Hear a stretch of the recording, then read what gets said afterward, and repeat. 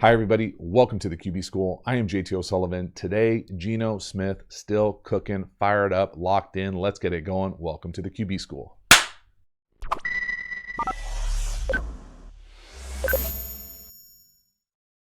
Before we dive into the video, quick reminder, we have revamped the Quarterback School Patreon community. It has never been cheaper. There has never been more content available over there. So if you are interested in even more Quarterback School or supporting the channel, hop over to the Quarterback School Patreon community. The link is in the description. I sincerely appreciate the support. As for this video, let's get into it.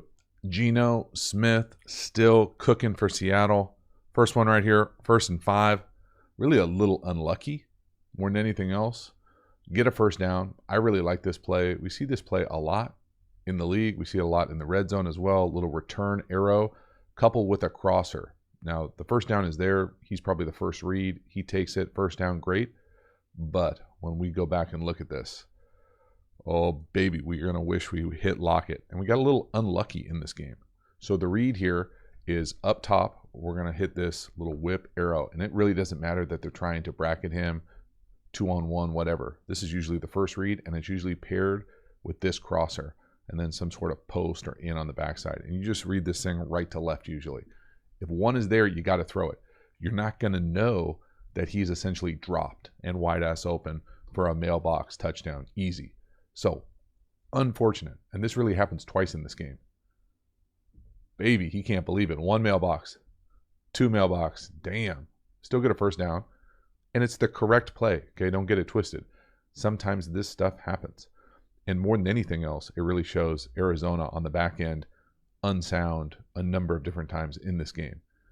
They're fortunate not to get absolutely toasted because of it early on here.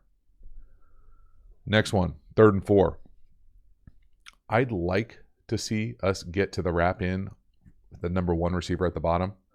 That's where I'd like the ball to go.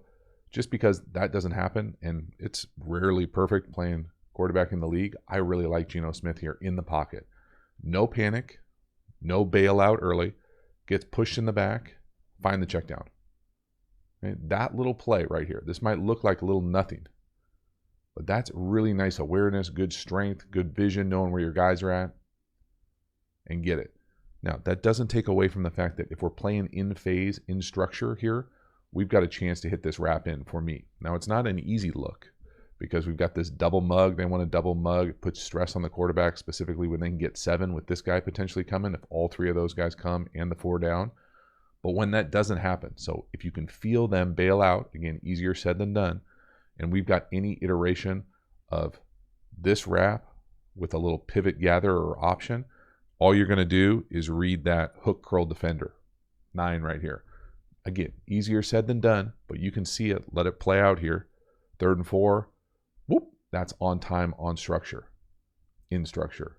Right there. Anticipation. You know, we see Tua rip that all the time. Beating quarter half here. Whoop. But, okay, it's not there. Sometimes it's not there. It's great to see him be able to do this. To use his football awareness. You can see his control at the line of scrimmage with the pass protection. Making sure he's blocked up. And then go get a first down. Still first down. We're still moving. Okay, next one here. Started the 2nd quarter. A little trick 'em dick 'em. Throwback. Again, for me, Arizona gets a little fortunate right here that Metcalf is on that deep flag as opposed to crosser. But this is a great job from Geno Smith going 1-2, high to low. First of all, this is easier kind of seen than done because he's got to get to his landmark, catch the ball, and then throw it. And you're just not used to it. And you've got free runners coming at you. Deep one's not there. You can see the tight end, Darth Vader, right over the ball or right in the middle of the field. And that's an easy flick right on his face. Again, I'll let it play full speed here so you can see it. But he's got to catch it, find the laces, make the read, and throw it. All with free runners coming at him. So when I say get lucky on the back end here, I'm talking about they are shading DK Metcalf, which they definitely should be, with the safety type. Okay, so we're going to come out here and he's going to run what I'm going to call to the flag, to the back pylon. If, okay, just play it out because these are choices you make, design choices here. If he were to come out here and be running a post or a crosser, this thing is a massive hit because my man baseball turns here and gets lucky because he turns into the flag.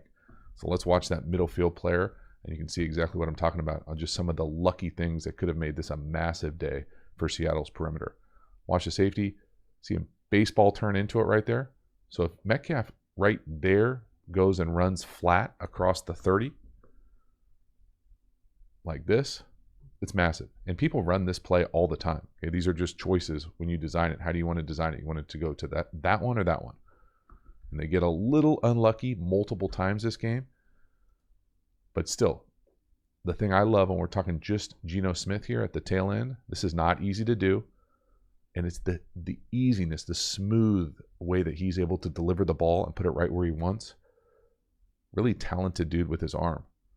I know I personally forgot how good he throws the ball.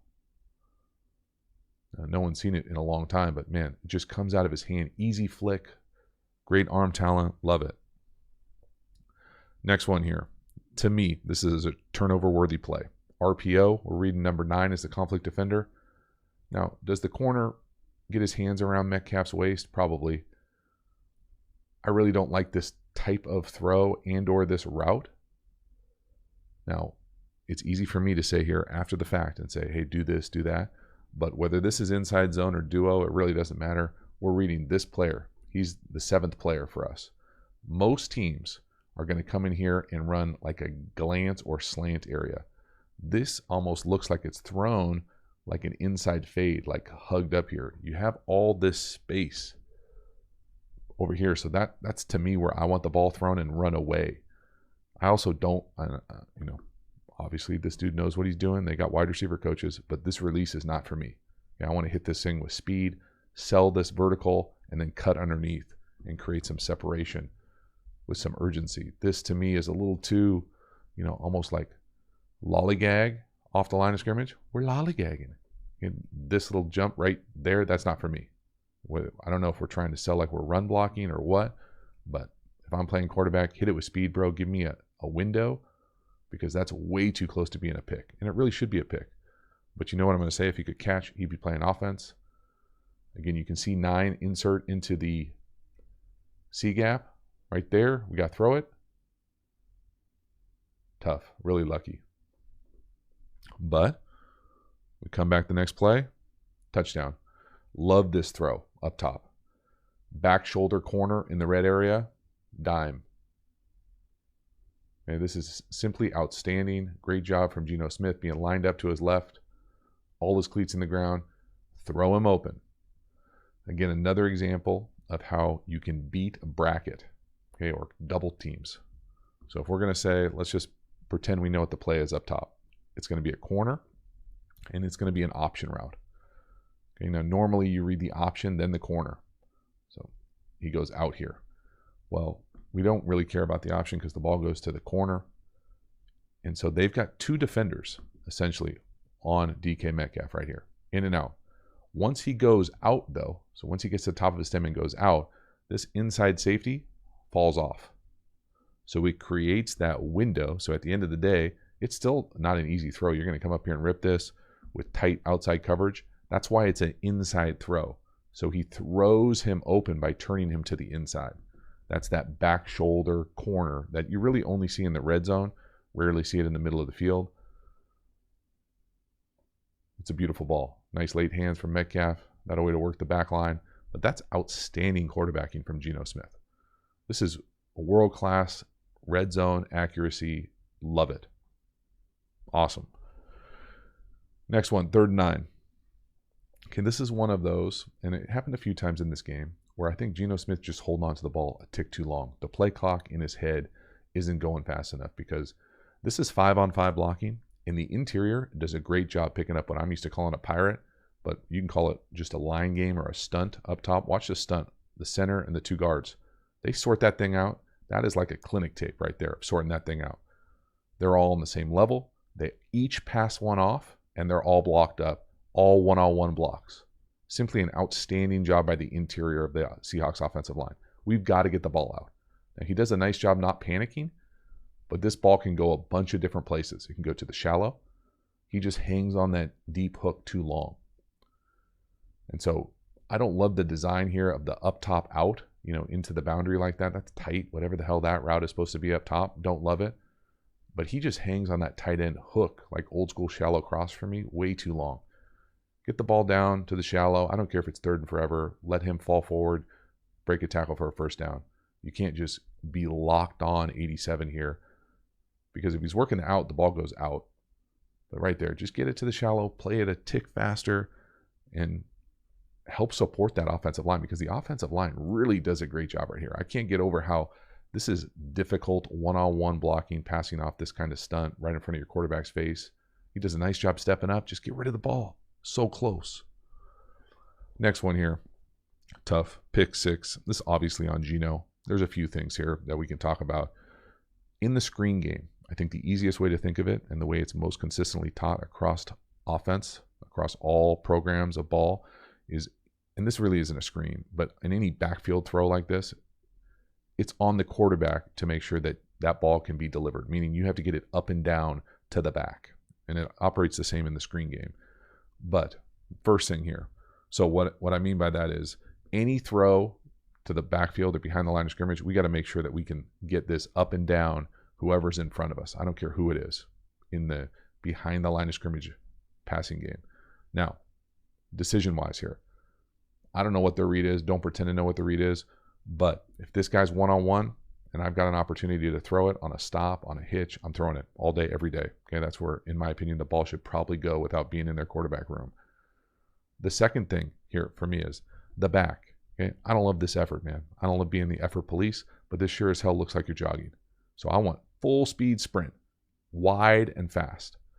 The other thing, this is just me, offensive architecture, my own issues. I don't love playing this type of play from the running back in the T or in the pistol. Okay, I prefer it at a sidecar or at a fast motion. So put them over here and get this stretch faster and earlier so that this throw is easier.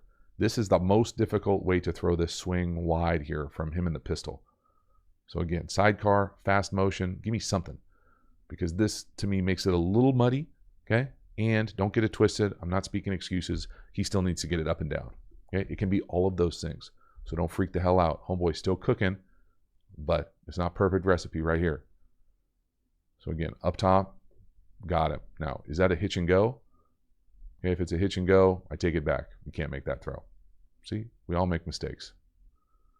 Okay? Hitch and go, it's a no-go. That's definitely not a win. You got to get the ball here to the back. We just can't make that throw. Tough. From the back here, be the judge on the speed. You know, is that full speed from the back? I doubt it. So help us out with full speed, but we can get the ball up and down and control that type of pick 6. Halftime, you dig the channel and you haven't already, please subscribe, hit the bell, get the notifications. It lets you know when we go live, when we put out new content. I appreciate the support for the channel. You know about the Quarterback School Patreon community. Get over there, check it out, support the channel, get even more Quarterback School content. And then we've got the Quarterback School courses as well, really the premium content available through the channel. We've also got a bunch of additional free resources. All of those resources can be found in the video description. Get over there, check them out. I appreciate it. As for this video, let's keep it going. Next one, another bad luck one. So this is corners and flats mirrored on both sides. We're going to work the bottom, hit the flat. Okay, you know, pre-snap look. Hard to know why you would come down here. But again, we're not in the quarterback room. We don't know exactly what the read is. But on these mirrored types of plays, normally, I think the easiest way to look at it is just pre-snap leverage. So if we're going to go, again, what I'm going to call corner or 7 here with a flat, same thing up top, corner, flat. Usually, I think the easiest way is off leverage, matchup, numbers, safety. I mean, the safety is over here. This is pretty simple. Like, again, it's not easy to do this, and sometimes you don't see it all the time, and I feel like I'm making excuses, but just numbers-wise here, matchup-wise, leverage-wise, up top looks pretty good. Now, he's really going to hate himself when he sees what pops up top, because these are the ones that just kill you. And now this is really the third one where they've been unlucky. Full mailbox. I love a Randy Moss mailbox before you're even open. Look at him. Before he even looks back, he throws it up. He's not looking at the quarterback, and he's got the mailbox up top. That's a thing of beauty. Okay, you still get a completion. It's not the end of the world. Really, more than anything else, the film shows how kind of lucky Arizona got by Seattle not getting lucky on some of these ones where we got guys popping wide ass open. Next one here, 3rd and 12. This is, it's a conversion, but this is an ambulance shot. And I know it's a penalty nowadays, okay, but I don't like seeing this from a quarterback. I think that there are a few things here. One, it's not a bad throw. I mean, it's a bad throw because the guy gets hit like that. But for me, I think the reason why it's what I would consider just a tick late here. So this little in with anything, this guy going to the flat or threatening this kind of curl defender here, widening him or flat defender, getting him out of there. I think if you take 3 here, and I think he does take 3 and maybe even a false step, so really 3.5. So left foot, right foot, left foot, right foot, 3.5 steps there, you're going to be late on these intermediate wrap ins. So I think Tua does a great job of doing it out of a shuffle drop and just speeds you up, allows you to anticipate it a little bit more. 1, 2, 3, he's got a nice base at the back, but it's just too slow. 1, 2, 3. And yeah, it's a nice conversion on 3rd and 12, but we can't be throwing these ambulance shots. I don't care if it's a penalty or not. These things add up. So I think, and again, this could be the coaching staff saying, hey, on this route, you throw it this drop. This is not Geno Smith just ad-libbing this, but it's left foot, right foot, right foot, hitch. Okay? I think we just quicken it up. Next, naked. Okay, this is naked to the right. Really love the patience here to be able to get to the over from Metcalf. It's not there initially. Keep it going. Outside the numbers. Really nice arm angle here. Again, shows off to me what I think of as Geno Smith has got like easy gas, easy flick. So not there to the flat, not there originally for the over. He keeps it going. You see the relationship with the quarterback and the over with Metcalf here. They're right on the numbers together. That's perfect relationship on these nakeds. But it's not open, right? We've got 2 defenders between us. Keep it going. Throw him open outside. And that's not easy.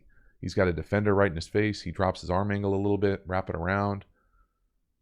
Still really nice fastball. Really like this. And they did a really nice job of moving the launch point, especially later in the game.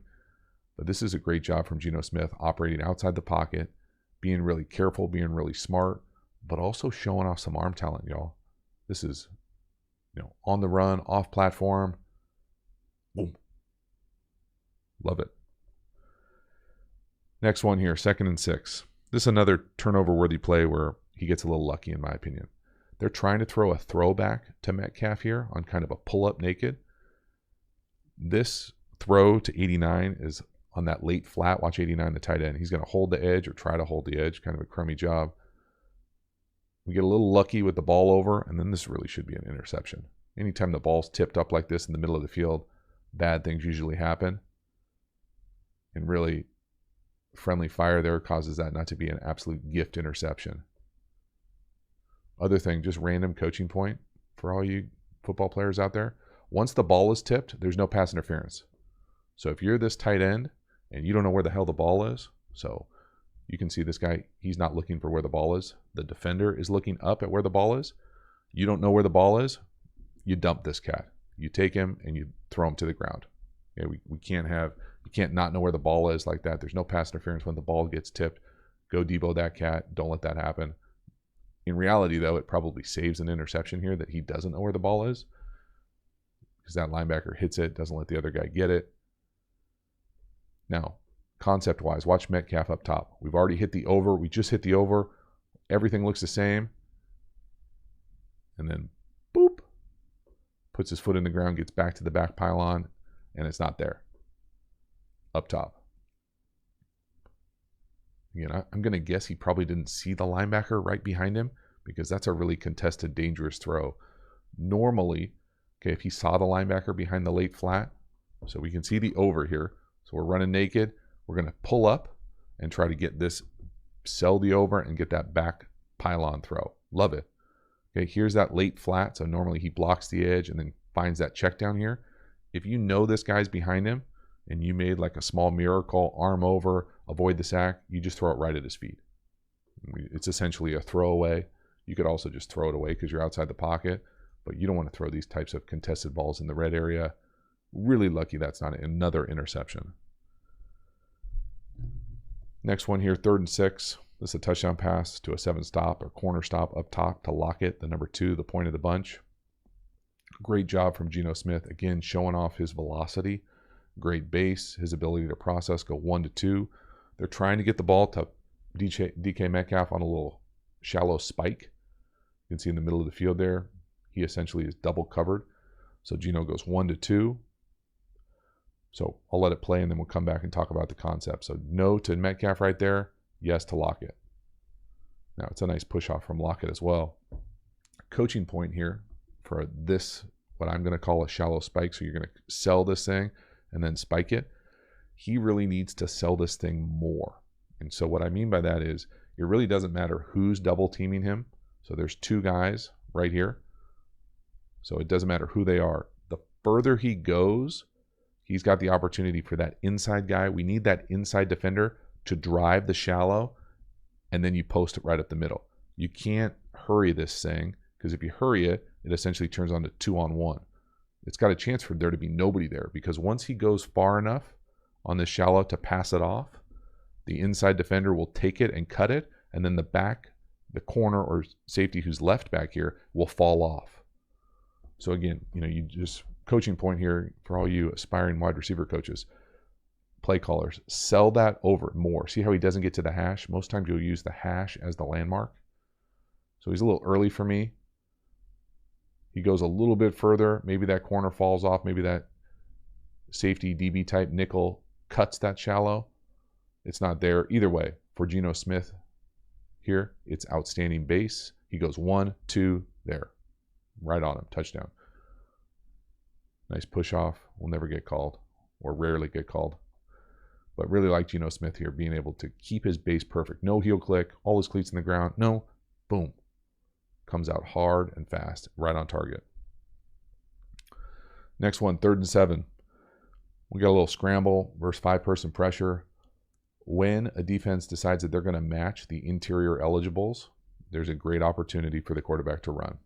So watch the linebacker types. 47-25, they're going out to match 2 and 3. What I'm going to call Buster, question mark. Pretty sure it's Buster. Somebody who speaks Sabanese can tell me for sure. But the corner down here is in cloud. Everybody else is matched up. So just an iteration of 7. Nothing's there.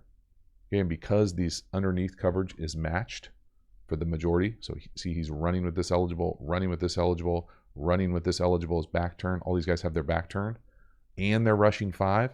There's nobody for the quarterback. This is a gift. The only guy who's technically in true zone out here is this cloud defender. Technically this guy's on the 1 all the way out here. But man, it's a thing of beauty when it comes out like this. Go get yourself some.